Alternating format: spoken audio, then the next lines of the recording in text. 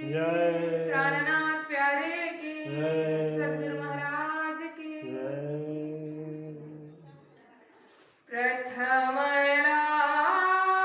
लागू दो चरण को धनिये न छुड़ायो छीना लांक तले लालेड़िया मेरे जीव के ही जीवन धन के गुण की मैं क्या कहूँ इन अवगुण पर ते गुण महामत कहे न दुह पर मैं वारी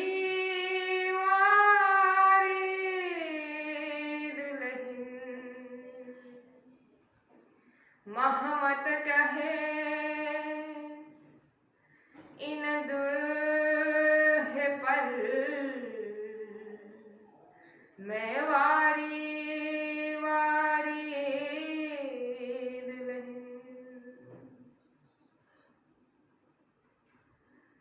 श्री महामती कहे साथ जी भया चर्चा का बखत अब तुम सुनियो चित्त दे लाला ग्याय बैठे इन तखत लाला ग्याय बैठे इन तखत। श्री महामती कहे मोमिनम ए मंदसुर की बितक अब यहाँ से आगे चले सो कहूँ हुक्म हक यहाँ से आए सीता मोह तहाँ से नौलाई तहाँ से आए उज्जैन 28 मंजिले भई 28 मंजिले भई यहाँ से आए सीता मोह। साक्षात परब्रह्म परमात्मा सच्चिदानंद चिद घन स्वरूप धाम के धनी राश्याम जी श्रीमद बित्तक साहेब परम पूजनीय परम वंदनीय गुरु जी श्री संपूर्ण साधनालय के प्रचारक प्रचारिकाएं साधक साधिकाएं साधनालय परिवार हमारे साथ जुड़े हुए सधर्म प्रेमी धर्म शिरोमणि धनी के प्यारे आत्म समुदाय सुंदर साथ जी भक्तवृंद आप सभी के श्री चरणों में यथा योग्य सभक्ति प्रेम प्रणाम करना चाहती हूँ। प्रणाम जी। परम आदरणीय सुंदर साथ जी निरंतर रूप में हम श्रीमद् बीतक चर्चा श्रवण करते हुए आ रहे हैं। कल के प्रसंग में श्रवण कर रहे थे महामती स्वामी श्री प्राणनाथ जी अब हिंदू राज्य में प्रवेश कर चुके हैं। हिंदू राजाओं को संगठित करना है उनको धर्म रक्षा के लिए प्रेरित करना है। इस भाव से अब हिंदू राज्य में प्रवेश करते हैं। चर्चा कथा हो रही है लोग आ रहे हैं। हिंदुओं की भी जागनी हो रही है मुस्लिमों की भी जागनी हो रही है। सब प्राणनाथ जी के बात पर विश्वास ला रहे हैं। अलौकिक चर्चा है परब्रह्म परमात्मा का पहचान हो रहा है आत्मा जागृति हो रही है।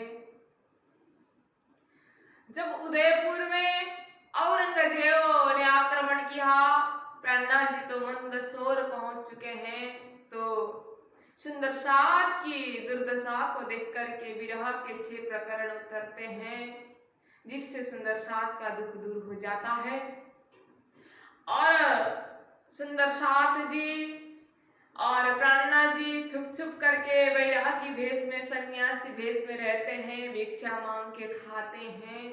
तो प्राणनाथ जी ने सुना कि औरंगाबाद एक विशाल हिंदू राज्य है और वहां का राजा है भाव सिंघाड़ा।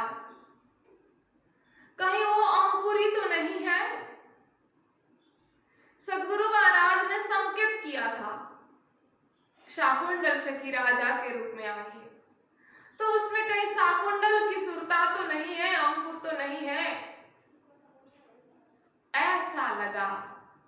तो अब उदयपुर से ही प्राणनाथ जी ने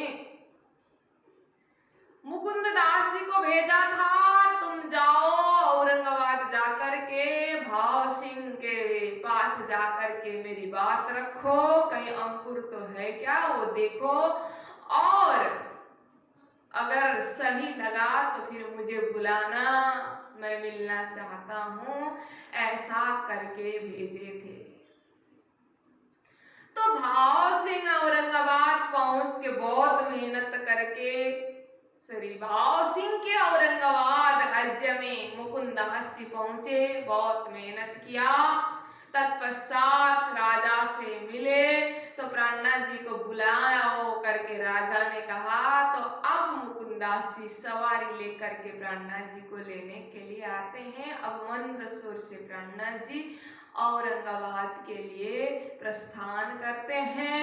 तो 8 महीने तक मंदसौर में रहे। 8 महीने तक रहने के बाद अब बुलावा आया तो प्राणनाथ जी अपने जमात लेकर के औरंगाबाद के लिए प्रस्थान करते हैं। तो जाते जाते विभिन्न जगह में होते हुए जा रहे हैं। सीतामऊ, मंदसौर से सीतामऊ और वहां से नौलाई और फिर तहां से उज्जैन में प्रवेश करते हैं। सबसे ज्यादा प्राणनाथ जी की घर घर में पधरावनी होती है उज्जैन में।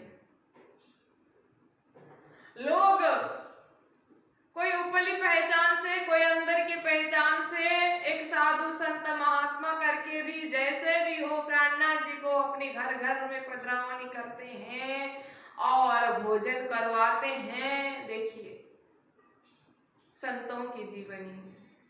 अभी मंदसौर में रोटी के टुकड़े मांग करके खा रहे थे, अभी लोग घर में पधरावनी करके ससम्मान स्वागत करते हुए विभिन्न मिष्ठान्न खिलाते हैं। जीवन है, कोई भरोसा नहीं है, कहाँ पहुंचते हैं, कैसी परिस्थिति में पहुंचते हैं। 28 जगह में प्राणनाथ जी की पधरावनी होती है। सन्यासी भेष में है, वैरागी भेष में है, चर्चा कर रहे हैं। लोग चर्चा सुन करके मंत्रमुग्ध हो रहे हैं, अलौकिक आनंद प्राप्त हो रहा है। तो प्राणनाथ जी के स्वरूप, उस स्वरूप पर कुर्बान जा रहे हैं। तो लोग अपने अपने घर में पधरावनी कर रहे हैं। ऐसे भी उज्जैन नगरी एक महान तीर्थ नगरी है। हमारे हिंदू धर्म के अंतर्गत जो 4 स्थान में महाकुंभ के मेले लगते हैं। समुद्र मंथन के समय में जब अमृत का घड़ा निकला तो वो अमृत के घड़े से जब 4 बूंद जमीन पर गिरे थे तो एक बूंद उज्जैन में भी गिरा था। इसीलिए उज्जैन में महाकुंभ का मेला लगता है। तो ये महान तीर्थ माना जाता है। उज्जैन को अवंतिकापुरी करके भी कहते हैं। क्षिप्रा नदी के किनारे में महाकुंभ का मेला लगता है। तो सब लोग दर्शन के लिए जाते हैं। तो ऐसे तीर्थ बाकी सर्वसाधारण लोगों को पवित्र कर देता है, विकार रहित बना देते हैं ऐसे तीर्थ। लेकिन वो तीर्थ भी तपस्वी महापुरुष जैसे लोग कब आएंगे, प्रतीक्षा करते हैं। कहते हैं ना, बालापन में हरि भजे, जग से रहे उदास, तीर्थ भी आस करे कब आएगा दास। जो बचपन से ही परमात्मा के भजन भक्ति में लगे हो और संसार से वैराग्य आया हो, ऐसे परमात्मा के भक्त कब आएंगे करके तीर्थ भी आस लगाए हुए बैठते हैं। तो प्राणनाथ जी भी वैसे ही महापुरुष है जो उज्जैन नगरी में पहुंचे हैं, जिस स्वरूप के आगमन के लिए तीर्थ भी आस लगाए हुए बैठे हैं। तो बहुत सारी विशेषताएं हैं उज्जैन नगरी के। ऐसा महत्व वाला नगरी में प्राणनाथ जी पहुंचे हैं। भगवान श्री कृष्ण ने 64 दिन में 64 विद्याएं सीखी थी, जिस सांदीपनी आश्रम में रह करके वो आश्रम अभी भी उज्जैन नगरी में है, उसके भी दर्शन करते हैं लोग। और महाकाल बाबा का विशाल मंदिर उज्जैन नगरी में है, उसी से उज्जैन नगरी का महत्व बढ़ा हुआ है। और पहले पहले पुराने जमाने में वहीं से समय का निर्धारण हुआ करता था, इसीलिए भी उज्जैन का महत्व बढ़ा हुआ है। और महान राजा प्रजावत्सल राजा है विक्रमादित्य, जिनके नाम पर विक्रम संवत शुरू हुआ है, उनका भी राज्य है उज्जैन नगरी। और विशेष बात, हम राजा भोज की बात करते हैं, उनका भी नगरी यही है, जिन्होंने 3 शतक लिखा है, नीति शतक, श्रृंगार शतक, वैराग्य शतक। जिनके जीवन में बहुत उतार चढ़ाव आया, अपनी सबसे छोटी रानी से बहुत मोहित थे, लेकिन वही छोटी रानी से जब धोखा मिली तो इनको वैराग्य आ जाता है। तब वो सारा राजपाट संसार छोड़ के गोरखनाथ के चेले बनकर के, सन्यासी बनकर के भीख मांगते हुए खाते हैं। तो अपने ही रानी के साथ भीख मांग करके उन्होंने सन्यासी जीवन प्रारंभ किया। ऐसे महान राजा की नगरी है। तो ऐसे बहुत सारे विशेषताओं से भरे हुए उज्जैन नगरी में प्राणनाथ जी पहुंचते हैं। तो वहां से फिर 23 दिन तक रहे। देखिए सुंदर शाह जी, प्राणनाथ जी औरंगाबाद जा रहे हैं, जाते जाते वहां से सीतामऊ नवलाई पहुंचे तो उज्जैन है पास में, पता चला। तो ऐसे बहुत सारे विशेषताओं से परिपूर्ण तीर्थ नगरी उज्जैन में भी पहुंच के जाएंगे करके प्राणनाथ जी उज्जैन पहुंचे और 23 दिन तक वहां रहे। धूमधाम से श्री जी का स्वागत हुआ। उसके बाद फिर प्राणनाथ जी नवलाई होते हुए, अब उसके बाद नुनेर, और फिर वहां से प्राणनाथ जी बुरहानपुर होते हुए औरंगाबाद प्रस्थान करते हैं। तो औरंगाबाद में भाव सिंह राजा रहते हैं, उनका बुलावा आया था, तो प्राणनाथ जी औरंगाबाद प्रस्थान करते हैं। तो हम औरंगाबाद की भी तक अब शुरू करेंगे। तो औरंगाबाद में कैसे बुलाया, तो अब देखना, प्राणनाथ जी ने मुकुंदास जी को भेजा था, लेकिन मुकुंदास जी ने कितना मेहनत किया। अब लालदास महाराज जी उदयपुर के प्रसंग में लिखते हैं कि मुकुंददास जी उदयपुर से आए और रामपुर के ठौर आए, फिर दुदलाई किया में बैठे। फिर प्राणनाथ जी ने वहां से मुकुंदास, केशवदास, खिमाई, वल्लभ, इन सबको भेजा था। ये लोग आए औरंगाबाद, आकर के यहाँ बहुत महीनों तक ये लोग रहे। लगभग 6-7 महीने तक ये लोग घूमते रहे, सन्यासी वेश धारण किया है, कथा चर्चा करते हैं और वेदांत की चर्चा करते हैं, और पूरा सन्यासी है तो वैरागी वेश है, ये लोग साधु बनकर के घूमते रहे। लेकिन उद्देश्य है भाव सिंह राजा तक पहुंचना, लेकिन कोई भी सूत्र नहीं मिल रहा है, कोई ऐसा प्रबंध नहीं हो रहा है कि राजा तक पहुंचे, राजा से मिले। तो अब कोई उपाय नहीं दिखने पर, अब जब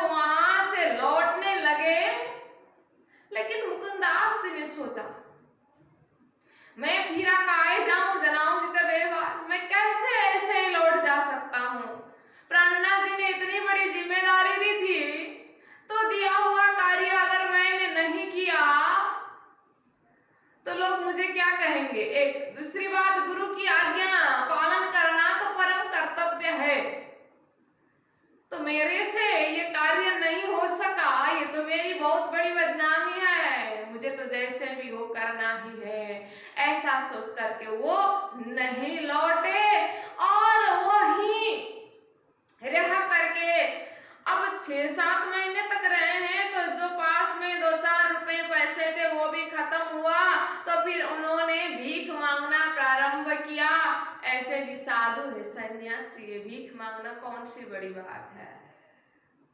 तो भीख मांगते मांगते 2-4 पैसा हुआ, तो उससे एक रेशम का कपड़ा लिया और उसकी थैली बनाए और थैली बना करके उसमें प्रसाद भी डाला और वहां पर भागवत के प्रश्न, वेदांत के प्रश्न सब लिख करके वहां पर डाले। और जब मैं राजा से मिलूंगा तब ये दे दूंगा करके तैयार किए हैं एक थैली। लेकिन राजा कैसे मिलेंगे, उसी प्रयास में लगे हुए थे। तो एक दिन एक साधु मिला मुकुंदास जी को, उसका नाम था रामदास। ये राजा का करीबी था। तो साधु साधु मिले, तो रामदास ने भी एक साधु को देखा तो पूछा कहाँ से हैं, कैसे हैं। तो कोई इस तरह से पूछ रहा है, तो मुकुंदास जी ने भी अपनी बात रखी, मैं राजा से मिलना चाहता हूँ, राजा से चर्चा करना चाहता हूँ। तो रामदास जी ने कहा आप क्या चर्चा करेंगे, कुछ बात करिए। साधु साधु दोनों हैं, तो वहां चर्चा होने लगी। तो मुकुंदास जी ने श्री कृष्ण के भक्त थे, तो कृष्ण की बात बताने लगे कि कृष्ण की भक्ति तो हर कोई करते हैं, लेकिन श्री कृष्ण का पहचान सभी को नहीं है। कृष्ण तो एक ही है, लेकिन उनकी लीला तो बहुत विशाल है। कृष्ण की लीला अटपटी झटपट लखे न कोय, जब मन की खटपट मिटे तब चटपट दर्शन होए, ऐसे कृष्ण है। जल्दी जल्दी उनकी लीला किसी को समझ में नहीं आता है। तो श्री कृष्ण की चर्चा शुरू कर दी मुकुंदास जी ने। शास्त्रों ने ही कहा है, गोकुले मथुरायां च द्वारवत्तम अनुक्रमात् कृष्ण लीला त्रिधा प्रोक्ता तत्तैर्भेद अनेकदा, कि कृष्ण की 3 भेद है, 3 लीला है। गोकुल, मथुरा और द्वारिका में अलग अलग शक्ति ने लीला की है करके कृष्ण के लीला के ऊपर चर्चा करने लगे। रामदास ने सुना, ये तो बहुत अनोखी बात बता रहा है, बहुत नई बात है, तो अकथ ज्ञान है, आज तक किसी ने कहा नहीं था। ऐसा ज्ञान अगर ये राजा को सुनाएगा ना, तो मेरा तो खैर नहीं, राजा तो फिर इसी का गुलाम बनेगा, इसी को गुरु मान के बैठेगा। ऐसा विचार आया, क्योंकि ये कलयुग है। ये कलयुग की वृत्ति ने, ये माया ने किसी को नहीं छोड़ा है, साधु संत सन्यासी ज्ञानियों को भी नहीं छोड़ा है। तो भले रामदास महंत को कैसे छोड़ेगी माया। तो जब ऐसी बात हुई तो ये रामदास के मन में बुरा ख्याल आया, तो इन्होंने मुकुंदास को वहां से भगाया।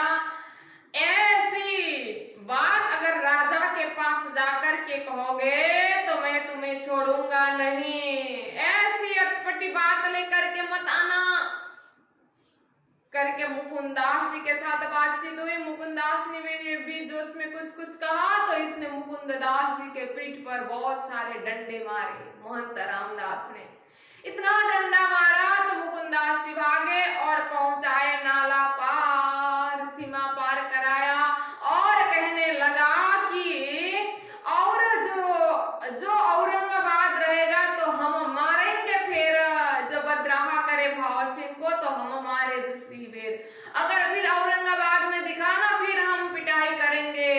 ऐसी अटपटी बात करके अगर राजा को गुमराह करने की कोशिश की तो फिर हम दूसरी बार भी मारेंगे, भाग जा यहाँ से करके पिटाई किया। मुकुंदास जी सोचने लगे, अब लौट जाऊं क्या? सुंदर शाह जी क्या कहेंगे? राजा को संदेशा देने गया था, पिटाई खा करके लौट के आया। नहीं नहीं नहीं, मैं ऐसे यार खाने वाला नहीं हूँ। राजा से जैसे भी हो मिल करके ही जाऊंगा, चाहे जो भी मूल चुकाना पड़े, जितना भी कष्ट सहना पड़े। इतना विचार करके ये संत करके मैंने सारी बात कही, लेकिन ये दज्जाल था। अब मुझे सावधानी से काम लेना है, किसी के माध्यम से नहीं, मैं डायरेक्ट राजा से मिलूंगा। ऐसा सोचा और विचार किया कि जो थैली में प्रसाद बना रखा है और उसमें भागवत वेदांत के प्रश्न है, ये रेडी करूंगा और मैं एक देवी के मंदिर में जाकर के छुपूंगा और छुप के बैठूंगा। जब भाव सिंह राजा दर्शन करने आएंगे तो मैं स्वयं उनके हाथ में ये थैली पकड़ा दूंगा। ऐसा सोच करके मुकुंद दास जी एक जगह में जहां पर राजा दर्शन के लिए आया करते थे, तो वहां पर जाकर के छुपके से बैठ गए। जब भाव सिंह आया, पाती प्रसाद दिया तीत। जब राजा मंदिर के लिए गए तो मुकुंदास जी ने हाथ में वो पाती, फूल, प्रसाद और प्रश्न भी रखा था भगवत वेदांत के, वो थैली हाथ में दे दिया। भाव सिंह सिर चढ़ाए के लई थैली उस वक्त, भीतर जाए के बुलाए मुकुंदास को तीत। स्वीकार किया वो थैली और अंदर गए। अंदर जाके देखा और देखने के बाद मुकुंदास जी को अंदर बुलाया और बात हुई तो मुकुंदास जी ने कहा कि हम कृष्ण को मानने वाले कृष्ण भक्त हैं, हमारे गुरु कृष्ण भक्ति की चर्चा करते हैं, उन्होंने संदेशा भेजा है। जब बात हुई तो वो पूछने लगे, पूछी हकीकत श्री राजा की, कहाँ है स्वामी कृष्णदास? भाव सिंह राजा ने पूछा, प्राणनाथ जी का खबर कैसे है, कहाँ है आपके गुरु? नाम दिया स्वामी कृष्णदास, क्योंकि कृष्ण भक्ति की चर्चा करने वाले होने से कृष्णदास नाम दिया भाव सिंह राजा ने प्राणनाथ जी को। और तुमको क्यों कर भेजा, क्यों भेजे, किस कारण से भेजे, सारी बात बताना। खोल के पाठी पढ़ने लगा, मीने प्रश्न भागवत और लिखे वेदांत के विचार होने लगा। भागवत के प्रश्न थे 40 प्रश्न, वेदांत के 15 प्रश्न। सारा प्रश्न देखा तो विचार करने लगा। अपने पास जितने उनके पंडित लोग, सन्यासी लोग, ज्ञानी लोग थे, सबसे बात करने लगा। तो इतनी मुलाकात हुई थी तो पास में तो वही रामदास महंत खड़ा है जिन्होंने मुकुंदास जी की पिटाई की थी। मुकुंदास समझ गए बात क्या है, इसने क्यों पिटाई की। अच्छा, और वो रामदास ने भी देखा, इसको तो मैंने पिटाई करके भगाया था, ये तो फिर वापस आ गया, मिल भी लिया राजा से, अब क्या करेंगे। तीन ईर्ष्या के कहे वचन। और सामने में जब वो रामदास था तो भाव सिंह राजा ने मुकुंदास की बात सुनी और वो प्रश्न देखा, प्रश्न की बात हुई तो सामने खड़ा रामदास राजा को बोलता है कि ये दो कृष्ण बताओ तो, जो कहो ना शास्त्रों में, इनका मुख ना देखिए, चर्चा कैसे इनसे, इसकी बात पर क्या चर्चा करना है महाराज। ये तो दो कृष्ण की बात करता है जो कहीं शास्त्र में है ही नहीं, और ऐसे उल्टी पुल्टी बात करता है, इसकी बात पर क्या चर्चा करेंगे, इसके साथ क्या चर्चा करना है करके बोला। सही तो सही कहा ना रामदास, ये दो कृष्ण बताता है जो शास्त्रों में नहीं है। सही बात है, दो कृष्ण की बात शास्त्रों में नहीं, शास्त्रों में तो 3 कृष्ण की बात है। लेकिन ये बेचारा ईर्ष्या से इतना भरा हुआ था, मुकुंदास जी ने तो 3 ही कृष्ण बोले थे ना, ये इसने 2 ही समझा। क्योंकि जिनके अंदर बुराइयां होते हैं ना, वो अपना ही अर्थ लगा लेते हैं, अपना ही मन का करते हैं, सीधा कहो तो उल्टा समझते हैं। मुकुंदास जी ने त्रिधा वेद बताई थी, इसने 2 समझा, और ये 2 कृष्ण बताते ऐसा, इनके साथ की क्या चर्चा सुनना है, इनका मुख ना देखिए, चाहे चर्चा कैसे इनसे, ऐसे लोगों का तो मुख भी नहीं देखना है, क्या चर्चा करेंगे करके कहा। तो इतना सुनने पर राजा कहते हैं, ऐसे काहे कहो तुम्हें, ऐसा क्यों बोल रहे हो तुम, ये तो भला कहता है, निज स्वरूप को बताओ तुम, ये तो अच्छी बात कर रहे हैं, आत्मा के स्वरूप बता रहे हैं, परमात्मा के विषय में बता रहे हैं, क्यों ऐसा बोल रहे हो। भाव सिंह जानिया ये दज्जाल हराम खोर, ये है इनका दुश्मन तो करता है। सो भाव सिंह को पता चला ये दुश्मन है, अर्थात ये भी एक साधु है ना, और दूसरा साधु देखा तो इसको ईर्ष्या हो रही है, इसीलिए ये ऐसी बात कर रहा है। राजा को पता चल गया है और राजा ने अपने लोगों को कहा, आदेश दिया, ठौर दो मुकुंदास को हमारी हवेली पास, मेरे ही हवेली के पास जो मेहमान के लिए रुकने के स्थान है, अतिथि गृह जहाँ है, वहां इनको ससम्मान रुकने की व्यवस्था करना, सेवा में कोई कमी नहीं करना रहना चाहिए करके जब आदेश दिया, तब वो रामदास बोलिया, इनकी सेवा की हमें हंस महाराज, हम साधु हैं, साधु को ही पता होता है साधु की सेवा कैसे की जा सकती है, इसलिए इनकी सेवा मैं करूंगा, मैं अपने घर ले जाऊंगा, मुझे दे दीजिए करके कहा। अभी तक तो मुकुंदास ने रामदास जी को देखा लेकिन कुछ नहीं बोले थे, क्योंकि संत है, ज्ञानी है, उसने जो भी बुरा कर्म किया तो मैं तो राजा तक पहुंच ही गया, क्यों बेकार में उसको सजाया दिलवाऊं। कोई देर तक सलाह तुमको, तुम भला चाहिए थी ना। प्राणनाथ जी का ज्ञान है मुकुंदास जी के पास, कोई कष्ट देता है तो भी उसका भला ही करना।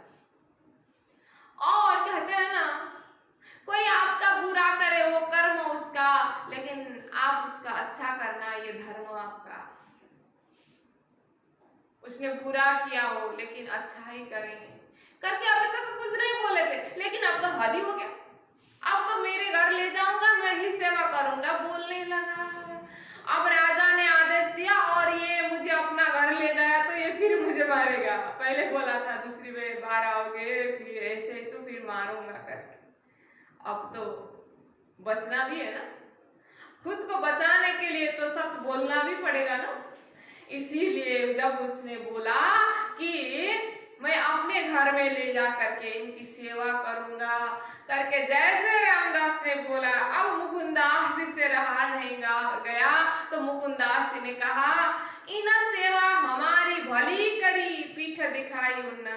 महाराज ये संत ने तो हमारी सेवा पहले बहुत अच्छी तरह से की है, देखिए तो करके अपना पीठ दिखा दिया।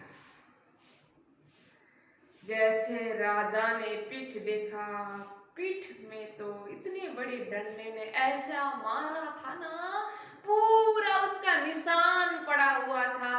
जब राजा ने मुकुंदास जी का पीठ देखा तो राजा को बहुत दुख लगा।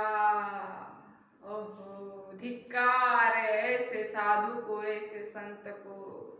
देख पीठ भाव सिंह को बड़ा जो हुआ दुख, धक्का दे उठाया दज्जाल को, बुरी गाली दई मुख। रामदास को बहुत बुरी तरह से गाली दे दे करके धक्का मार करके निकाला।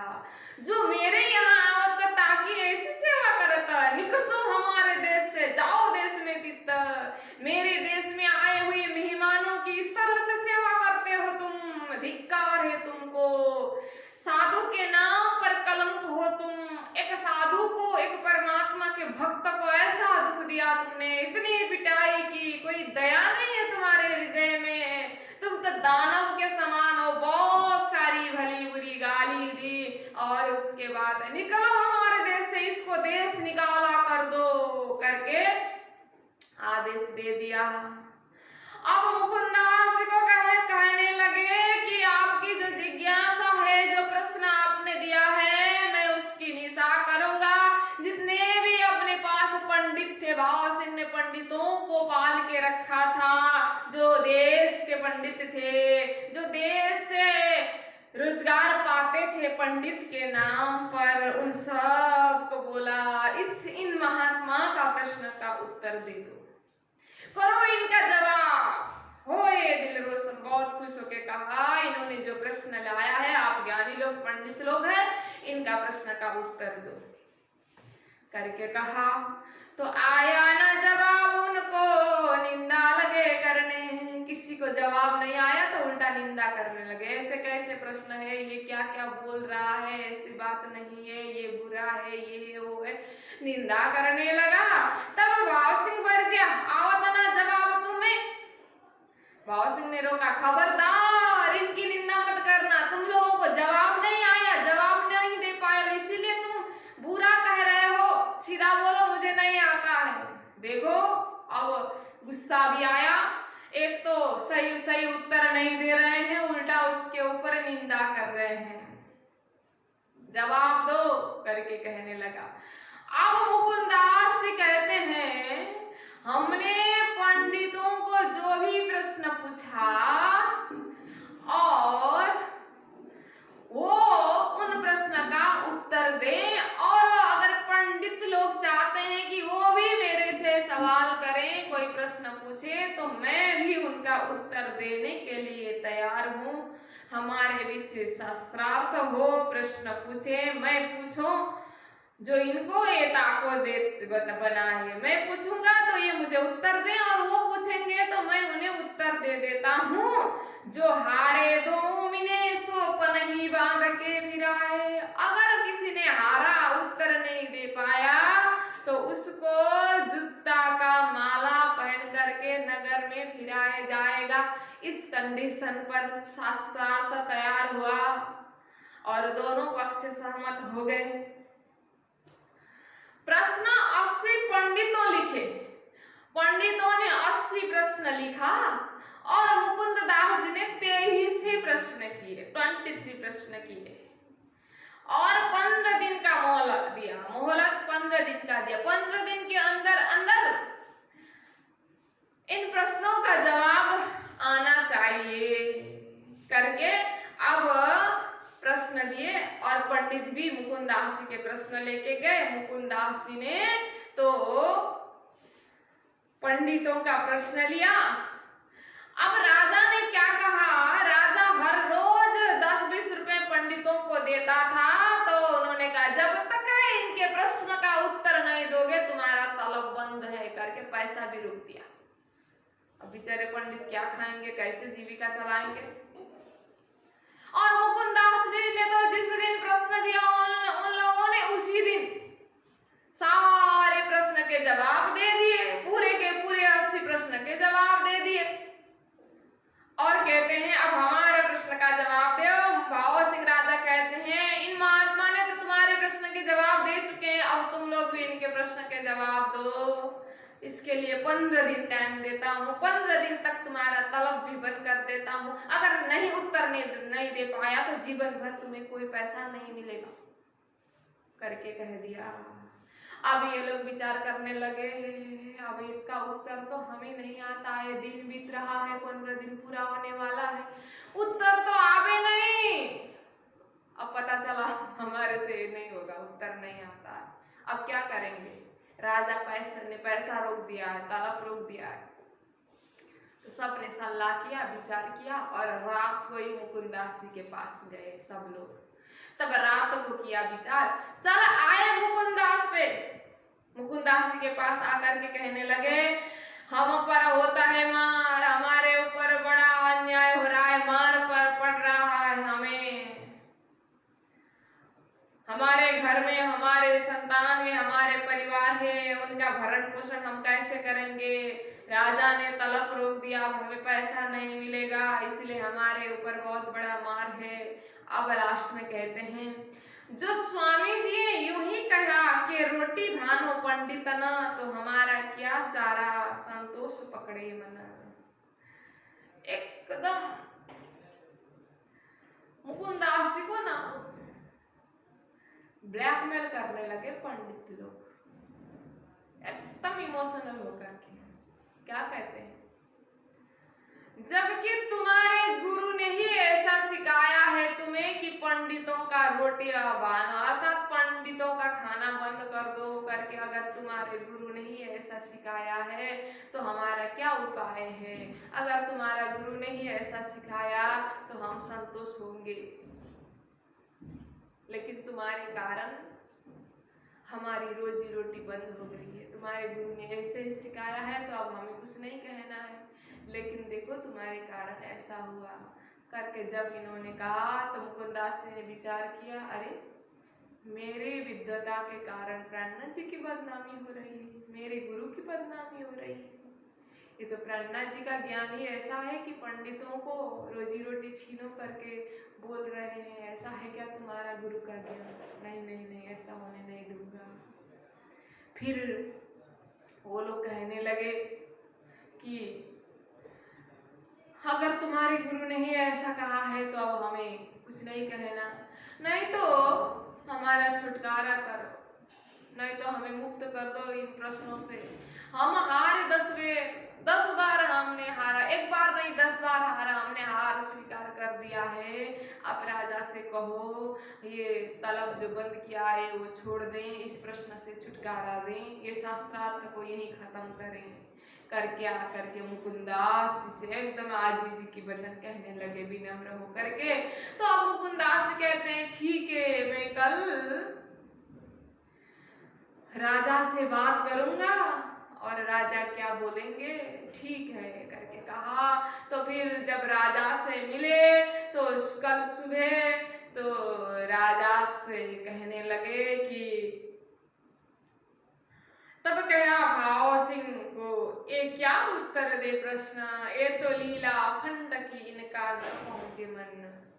महाराज इन लोगों को माफ कर दीजिए, मैंने जो प्रश्न पूछा ना ये कभी नहीं दे पाएंगे, 15 दिन तो क्या 15 साल में भी नहीं दे पाएंगे, क्या देंगे ये ही नहीं कितने कितने बड़े विद्वान लोग भी इसका उत्तर नहीं दे पाएंगे, क्योंकि ये तो लीला अखंड की लीला है, परब्रह्म परमात्मा की लीला है। उसके विषय में प्रश्न पूछा, ये इनसे नहीं होता है, इन्हें माफ कर दीजिए करके अर्जी किया। तो तब राजा ने विचार किया अगर आप ही ऐसा कहेंगे तो ठीक है, लेकिन मैं पूरा तलब नहीं दूंगा, आधा ही दे दूंगा, क्योंकि ये लोग तलब देने के योग्य नहीं है। मैंने पंडित करके विद्वान करके जो सम्मान दिया है, जो सुविधा दे रखी है, इसके लिए ये लायक नहीं है, इसीलिए तब आधा रोज छेकिया, आधे का क्या हो, आधा ही दिया, आधा बंद कर दिया। और सुबह जब मुकुंदास जी से पंडित मिले तो मुकुंदास जी कहते हैं मैंने आप लोगों का काम कर दिया है। पंडित लोग भी खुश हुए। अब राजा चर्चा सुनने लगा, मुकुंदास जी चर्चा सुनाते हैं, दूसरे तीसरे दिन 3 दिन तक सुना अच्छी तरह से और तारतम की बात भी बताई। तो सुनने के बाद अब आने का मकसद भी मुकुंदास जी ने बताया, प्राणनाथ जी का संदेश बताया, प्राणनाथ जी मिलना चाहते हैं आपसे भी बताया। तो अब राजा कहते हैं बुलाओ श्री जी साहब जी को, सॉरी ले तुम ले हथिनी बुंदिया से और घोड़े देता है, हम हाथी घोड़ा बहुत कुछ लेकर के जाओ और श्री जी को लेके आओ मेरे राज्य में करके कहा। बूंदिया राज्य का सीमाना है, बूंदिया जगह, वहां पर जाओ और वहां से सारी सवारी लेकर के लेके आओ। वहां एक हवेली दिया, भाई महारानी अन्य महिला सुंदर साथ वहीं रखो, बाकी लोगों को लेके आओ। तो अब इसी तरह से मुकुंदास जी अश्वारी लेकर के गए, प्राणनाथ जी मंदसौर में थे, खर्च भी देके भेजा था। तो अब मुकुंदास जी भाव सिंह राजा से मैं मिला, उन्होंने बुलाया है आपको, मैं आपको लेने के लिए आया हूँ करके कहने लगे। तो अब मामती प्राणनाथ जी बहुत खुश हो जाते हैं। अब वहां से मंदसौर से औरंगाबाद के लिए प्रस्थान करते हैं और सुंदर साथ मंदसौर में अलग अलग जगह में छुप छुप के बैठे थे ना, तो सबको खबर भेजा अब आइए, अब छुपने का दिन नहीं है, वहां भाव सिंहाड़ा ने हमें बुलाया है, अब जाएंगे। सारे सुंदर साथ इकट्ठा हो जाते हैं, अब वहां से औरंगाबाद के लिए प्रस्थान करते हैं। अब जब प्राणनाथ जी औरंगाबाद पहुंचे, भाव सिंह ने एक हवेली दिया, हवेली में प्राणनाथ जी उतरे तो भाव सिंह आए के लगा 2 कदम देख दीदार न समय कृत कृत जानिया तम, बोलो श्री कृष्ण कन्हैया लाल की जय। भाव सिंह राजा आ गए, आकर के प्राणनाथ जी के कदम में लगे, साष्टांग प्रणाम किया, दोनों चरण में प्रणाम किया और दर्शन पाते ही बहुत खुश हुआ, कृत कृत समझा, आत्मा विभोर हुआ, आनंद आने लगा सेवा करने, उच्चवर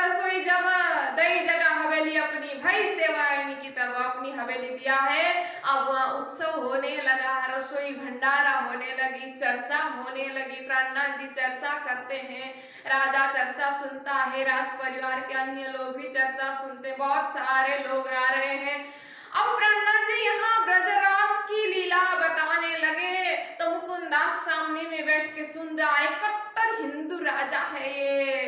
तो जब प्रहलाद जी ब्रज की लीला का वर्णन करने लगे, सुन नरसैया के शब्द कीर्तन हुआ है मगन, बहुत मस्त होकर के सुन रहा है, मग्न हो रहा है। जब ब्रज की बात आई, ब्रज का संकीर्तन शुरू हुआ, आप लगा नाचने ज्यों करे मोमिन।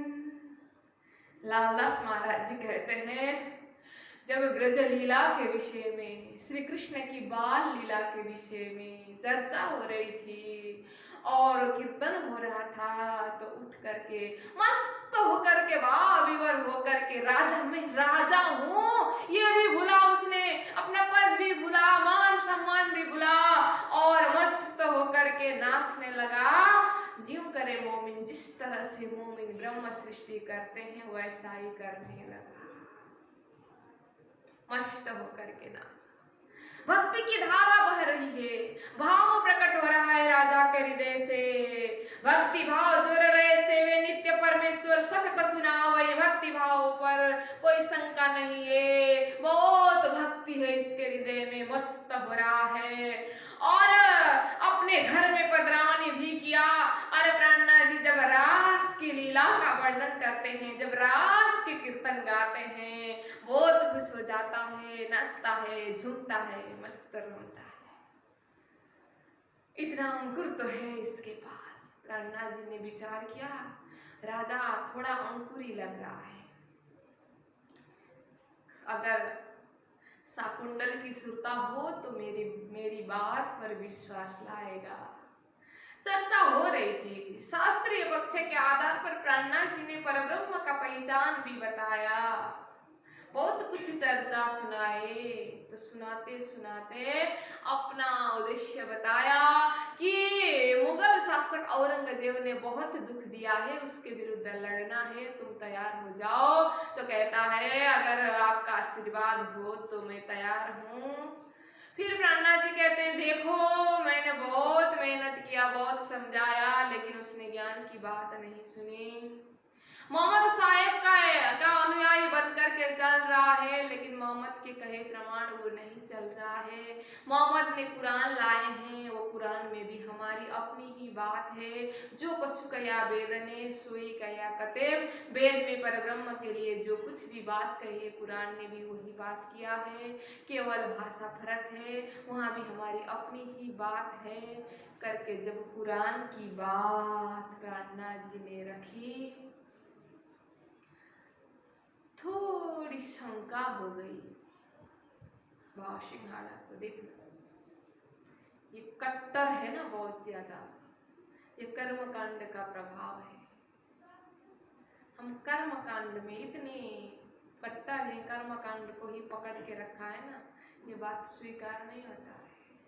मुसलमानों ने भी शरीयत को पकड़ा है ना, वो भी स्वीकार नहीं कर सकते।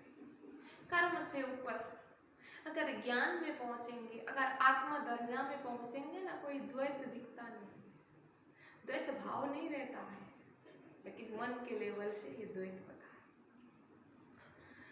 जब बात कही कुरान की, तब इन्हें किया विचार, ए शायदी क्यों पावही, इनका करो करार, कैसे मानेंगे, इस चीज को कैसे स्वीकार करेंगे। प्रहलाद जी समझाने लगे, जिस तरह से शास्त्रों में भविष्यवाणी की हुई है, ब्रह्म सृष्टि आने की, निष्कलंक बुद्ध अवतार आने की, ऐसे ही कुरान में भी भविष्यवाणी हुई है, आखिरी मोहम्मद आने की, इमाम मेहदी आने की, उनके साथ में मिसल गाजी मर्द जमात आने की, वो यही समय है, हम लोग ही है, सारी बात बताने लगे। तब राजा कहता है, उसको शंका हुई, तो मैं तो कुरान की बात नहीं समझता हूँ, देखिए, लेकिन मेरे पास मुसलमान है, कुरान के ज्ञानी है, मेरे कामदार है, ये मुसलमान चार है मेरे चाकर, चार जने मेरे चाकर मुसलमान है जिनको कुरान का ज्ञान है, तिनको तुम समझाओ मुकदमा जो क़यामत की बात कर रहे हो आप, जो इमाम मेहदी आने की बात कर रहे हो, उनको समझाओ, उन लोगों को समझाओ। जब इन लोगों ने स्वीकारा, माना,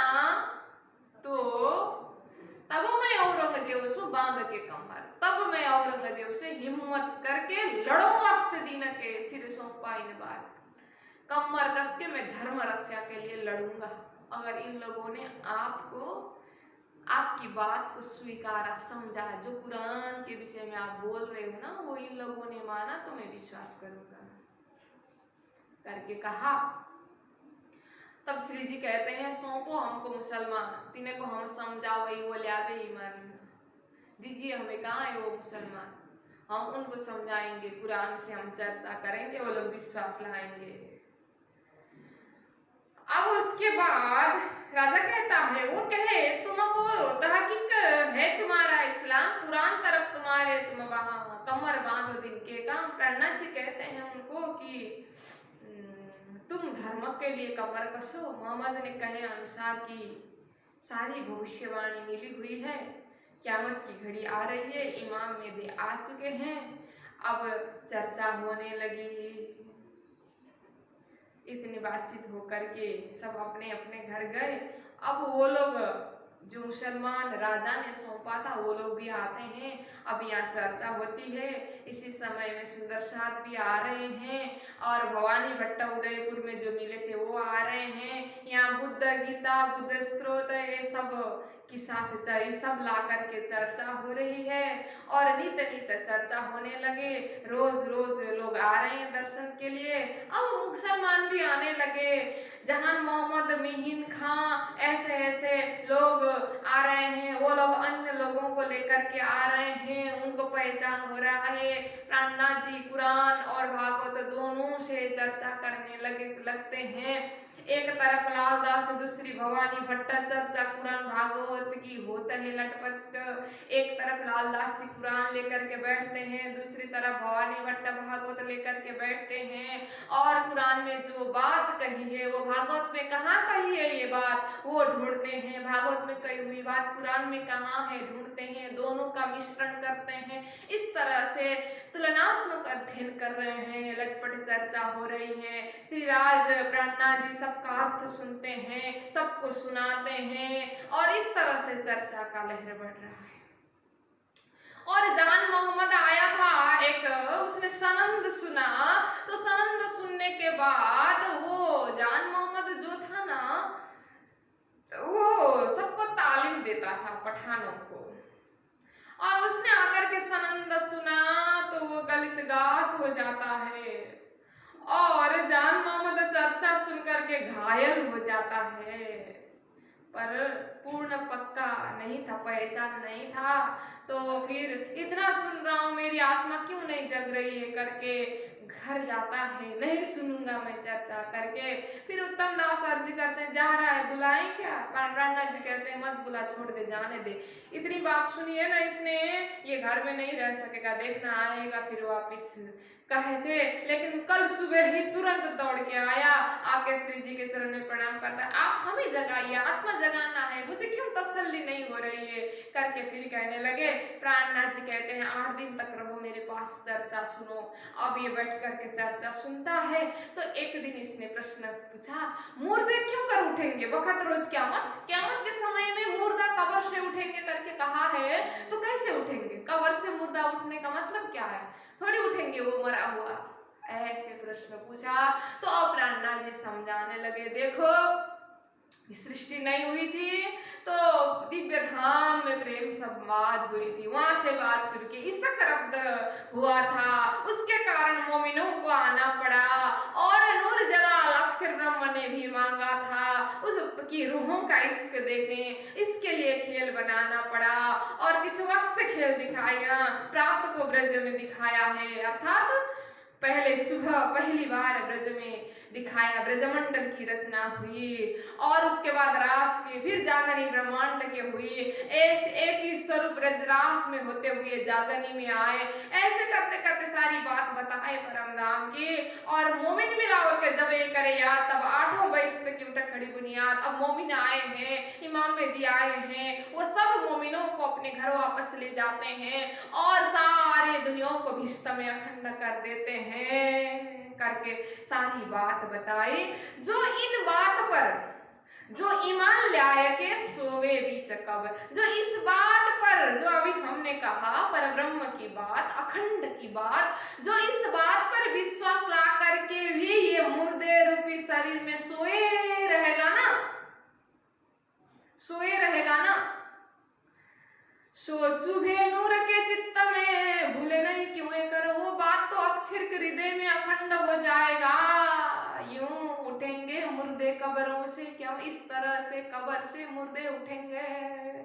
अखंड का ज्ञान होना ही आत्मा जगना है। ये मुर्दा रूपी शरीर से जब अखंड का ज्ञान हुआ तो सोई हुई आत्मा जगेगी करके प्राणनाथ जी समझाने लगे। तो बहुत खुश हुआ, उसको बहुत जोश आने लगा। तो बाकी दुश्मन लोग भी डरने लगे, इसको विश्वास आया। इस तरह से मुसलमान लोग आ रहे हैं, प्राणनाथ जी चर्चा करते हैं, बहुत जोश आता है। चर्चा सुनते सुनते इसको बहुत जोश आता है। जब प्राणनाथ जी ने लाहौत का नाम लिया ना, वो तो जोश में आकर के गिर गया, बेहोशी हो गया।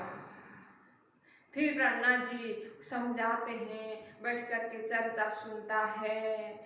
इस तरह से चर्चा हो रही है, चर्चा का लहर चल रहा है। मुसलमान को समझाने के लिए राजा ने सौंप दिया, प्राणनाथ जी मुसलमान तरफ लगे, चर्चा हो रही है। लेकिन 4 महीना समय कब बीत गया पता ही नहीं चला। 4 महीना समय बीत गया तो पठान फत्ते मोहम्मद ए बात सुनी कहानी। एक था बहुत बोलवाला था फत्ते मोहम्मद, उसने सुना और सुनकर के जहान मोहम्मद को बोलता है तो मुसलमान होकर के हिंदू के पास जा रहा है, हिंदू को गुरु किया है, क्या पहचाना तुमने, मुझे पहचान करा दे। और 40 प्रश्न लिख के दिया हदीसा का, इसका उत्तर दे करके कहा। तो वो जान मोहम्मद श्री जी के पास आकर के कहता है, वो फतेह मोहम्मद ने प्रश्न भेजा है, इसका उत्तर दीजिए। प्राणनाथ जी कहते हैं, जान मोहम्मद तुम्हें तारतम का ज्ञान मिला है, तुम ही उत्तर दे दो। तो इस तरह से चर्चा हो रही थी। तो वहां पर फतेह मोहम्मद से बात किया जान मोहम्मद ने और कहने लगा कि तब गया फतेह मोहम्मद पे एक पूछत तुम्हें सवाल, जो इनका दे जवाब तो होवे तेरा मुझ पर भार। फतेह मोहम्मद को पूछता है जान मोहम्मद, एक प्रश्न तेरे को पूछूंगा, उत्तर देगो तो मुझे अच्छा होगा, मुझे खुशी होगी। खुदा की सूरत का मुझे दे उत्तर, खुदा के स्वरूप के विषय में बताओ तो क्या कहते हो, मुझे उत्तर दो। फुरमान में हादिसा में क्या कहा है उसके विषय, उसके प्रमाण के द्वारा मुझे बताओ। क्योंकि मुसलमान लोग खुदा का स्वरूप बेचुन, बेचगुन, बेछवी, बेनिमुन करके मानते हैं। बेचुन चिन्ह नहीं है जिसका, बेचगुन जिसका गुण नहीं है, बेछवी जिसका स्वरूप नहीं है, बेनिमुन जिसका नमूना नहीं है। जिस तरह से हमारे में निराकार निरंजन शून्य करके मानते हैं ना, वो लोग भी बेचुन, बेचगुन, बेछवी, बेनिमुन करके मानते हैं, कर्मकांडी मुसलमान लोग, शरीयती लोग। लेकिन मोहम्मद साहेब ने मेराज के प्रसंग में, दर्शन के प्रसंग में कहा है, मैंने खुदा के दर्शन किया है। खुदा जुल्फिकार है, पीछे से दर्शन किया मोहम्मद ने, सामने से नहीं किया। खुदा और मोहम्मद के बीच में 2 पर्दे थे, जरी मोती के पर्दा। वो पर्दा हटा करके दर्शन नहीं हुए, लेकिन वो पर्दा हिल रहा था तो खुदा के दर्शन हुए। पीछे से खुदा जुल्फिकार खुदा दे, खुदा का बाल देखा था, इसका मतलब खुदा का स्वरूप है, मोहम्मद ने कहा। तो मेराज के प्रसंग में खुदा का स्वरूप करके जुल्फिकार खुदा कहा है। फिर खुदा बेचगुन बेछवी कैसे हैं, खुदा का स्वरूप तो ऐसा है। बातचीत हुई तब फतेह मोहम्मद कहता है, सही है ये बात, तुमने जो किया है इसमें कोई शक नहीं है, लेकिन इस बात को हम जाहिर नहीं कर सकेंगे क्योंकि शरीयत का कड़ा शरीयत है, कड़ा नियम है। अगर हमने ऐसी बात की ना तो शरीयती लोग हमें मारेंगे करके बोलने लगा। फिर कहता है, जो लोग बादशाह ना आवे बीच दिन तो आगा हम क्यों करे, पहले क्यों ले आवे। लेकिन जब इस बात पर बादशाह ने ही विश्वास नहीं किया, बादशाह ही नहीं मान रहा है, तो उससे पहले हम कैसे मानेंगे, कैसे विश्वास ले आएंगे, कैसे इनके पीछे लगेंगे। तो अगर हमने स्वीकारा और ये बात जाहिर किया तो हमें तो मारेंगे, इसलिए हम नहीं मानेंगे। तुम भी छोड़ दो, तुम भी मानना छोड़ दो इस चीज को, हिंदू के पीछे पीछे मत लगो करके बोलने लगा। खटपट होने लगे दोनों के बीच में, कहासुनी हो गई। तो जान मोहम्मद ने मत जाओ उस बैरागी के पास करके जान मोहम्मद को कहने लगा, ये फतेह मोहम्मद। तो सारे मुसलमान मिल करके तो मना करने लगे जान मोहम्मद को, लड़ाई करने लगे। तो वो बैरागी के चरण में मत जा करके बहुत लड़ाई हुई। श्री जी ने सुना तो रोक लिया जान मोहम्मद को, मत जाओ ऐसे के पास, तुम लड़ाई करने मत जाओ, ये इन लोगों का समय, इन लोगों का शासन है, ये मार सकते हैं करके प्रहलाद जी ने रोका। और सारे मुसलमान मिलकर के सलाह करने लगे, ये जान मोहम्मद को मारेंगे, इन हमारे दिन से छोड़ दिया व्यवहार, इन्होंने हमारा धर्म छोड़ करके हिंदू के पीछे लग रहा है, इसको मारेंगे करके तैयारी करते हैं। फिर कहते नहीं नहीं, पहले तो उन बैरागी लोगों से ही लड़ाई करेंगे करके सलाह करके गए लड़ने के लिए। 10-12 जने होकर के श्री जी के पास जाते हैं रात के समय में। रात के समय में सारे मोमिन बैठ करके हुसैनी तफसीर पढ़ रहे थे। तो वहां जाकर के देखा, बहुत सुंदर बैठक था, चर्चा हो रही थी, भर के बाजू दोए तरफ पंक्तिबद्ध मोमिन बैठे थे, आगे सबके आगे रेल पर किताब रखे हुए थे और दोनों तरफ दीपक पित्तल की दीपक जल रही थी और बहुत रोशन आ रहा था। आपस में लोग चर्चा कर रहे थे। तो ये सब देख करके वो मुसलमान लोग आए और आकर के लड़ने लगे, झगड़ने लगे। क्या कहते हैं, तुम टीका माला पहनता और क्यों पढ़ता कुरान? ए रब्बा है नहीं जो तुम कहो सुनो काम। तुम टीका पहन रहे हो, माला पहन रहे हो, तुम साधु हो, साधु के भेष, हिंदू के भेष में हो, फिर क्यों कुरान पढ़ रहे हो? हिंदू को कुरान पढ़ने के लिए तो मना है, वर्जित है, ये तो पढ़ना नहीं चाहिए, हाँ ये हमारा नियम नहीं है करके लड़ने लगे। तब प्रहलाद जी ने कहा, हम वर्जित है तुम, खुदा और रसूल की मोहब्बत बादत आपस में तुम हम लोगों को क्यों, हम लोगों से क्यों लड़ रहे हो? हम तो खुदा और मोहम्मद के आपस के प्रेम बांध रहे हैं, उस प्रेम की चर्चा कर रहे हैं। श्री जी कहते हैं वो लोग लड़ने लगे। तो उसी समय में जान मोहम्मद बोलता है, ओ पठान लोग, किसने कहा तुम लोगों को मैं तुम्हारा उस्ताद, मैं कुरान का उस्ताद, मैं तुम लोगों को तालीम देता था, मैं कुरान पढ़ाता था, मेरे सामने तुम कुरान की बात लेकर के आए हो? किसने कहा तुमको? कब कहा मैंने कुरान में ऐसा लिखा है करके उसको भी जोश आया, वो भी डांटने लगे। और जितने भी मुसलमान सुंदर साथ थे, आया जोश अव्वल खां को, आया जोश गाजी खां को, सब मुसलमान लोग होकर के जोश आया, सब डांटने लगे, कुरान की एक एक बात रख करके उन लोगों से लड़ने लगे। तो यूं कहने लगे, यारों बड़ा जादूगर है, हमों का सुना चला जोर, अरे यार ये बहुत जादूगर साधु है, जादू करते हैं, देखो सारे मुसलमान को अपने तरफ कर रहे हैं, भागो यहाँ से। सलाह करके फिर अर्जी करते हैं कि हमें माफ कर दीजिए हे भगत जी, हमें नहीं लड़ेंगे, हमारा दिल साफ हुआ करके गए और बाहर जाकर के बुरी तरह से निंदा करने लगे। वो साधु तो बहुत बड़ा जादूगर है, टोना मोना करता है, सारे मुसलमान को अपना बना के रखा है करके हल्ला हुआ। तो इसी बीच में मुसलमान के साथ श्री जी उलझ गए, चर्चा हो रही है, भाव सिंह किधर है पता नहीं है, 4 महीना व्यतीत हुआ, मुसलमान विश्वास लाएंगे तो मैं आऊंगा बोला था, लेकिन इन समय भाव सिंह को वाका हुआ जब भाव सिंह की तो मृत्यु हो गई। अब आया फतेह मोहम्मद सत्ता में, जो पहले से ही दुश्मनी रखता था। सत्ता में आते ही कहाँ है वो वैरागी लोग, ढूंढो, उनको पकड़ेंगे मारेंगे बोलने लगा।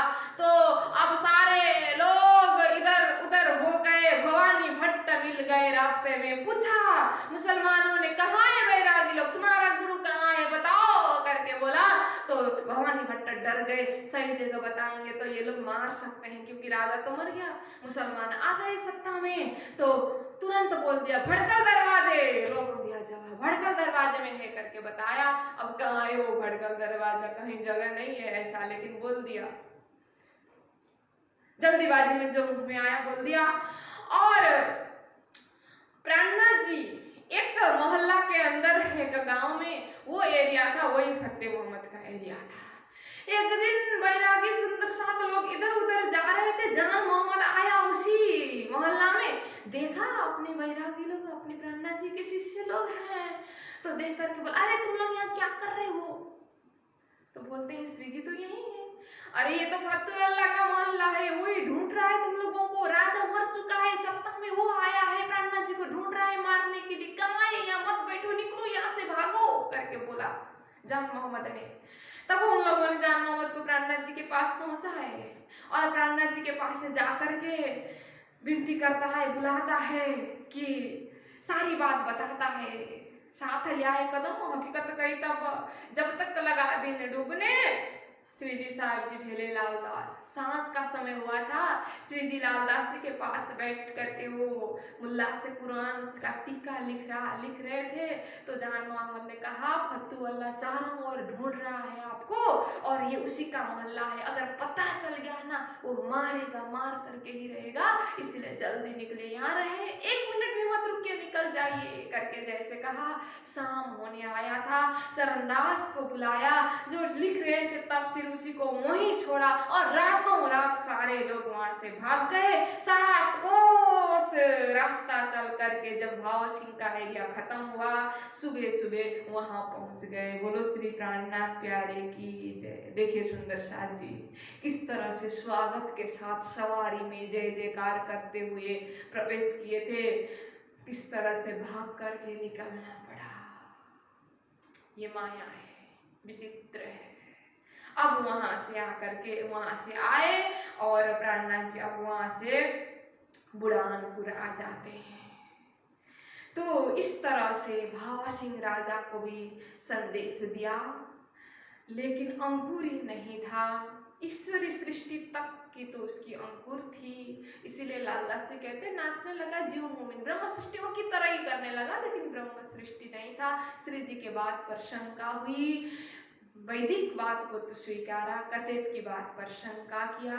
अब प्राणनाथ जी अंकुर नहीं है शाकुंडल की, फिर आगे बढ़ रहे हैं अपनी यात्रा को, शाकुंडल को ढूंढ रहे हैं। अब प्राणनाथ जी बुढ़ानपुर जाते हैं, आकोट जाते हैं, फिर प्राणनाथ जी रामनगर जाते हैं, 2 साल तक रामनगर में रहते हैं। अगले बैठक में हम फिर ये सारे प्रसंग श्रवण करते हुए जाएंगे। रामनगर में रहते रहते बुंदेलकेसरी छत्रसाल जी का संदेश मिलता है, उनकी बात पता चलती है। तो प्राणनाथ जी अब उधर जा रहे हैं शाकुंडल को ढूंढते ढूंढते। तो आइए आज का समय हमारा पूरा हुआ, औरंगाबाद के प्रसंग को हमने पूरा किया। अगले बैठक में बुढ़ानपुर आकोट होते हुए रामनगर के प्रसंग हम श्रवण करेंगे। आइए चौपाई दोहराते हुए प्रसंग को विराम देते हैं। बोलो श्री प्राणनाथ प्यारे की।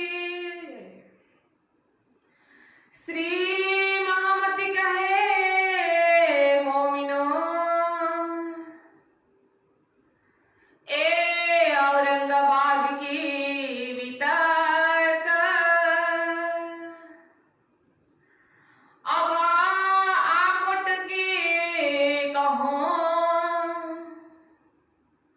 जो बीतक है गुजरात, जो